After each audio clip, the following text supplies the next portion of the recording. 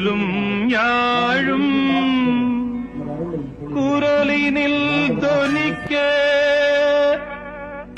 கும்பிடும் வேளையிலே